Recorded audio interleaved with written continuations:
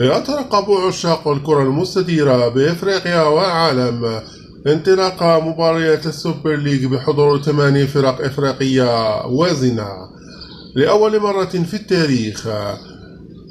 وعبرت قنوات أبو ظبي الرياضية عن نقلها لأحداث هذه المباريات.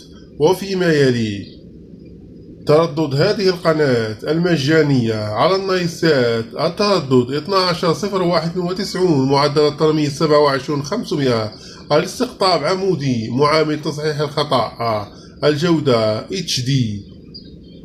أما في الاس دي 12226 27500 أفقي.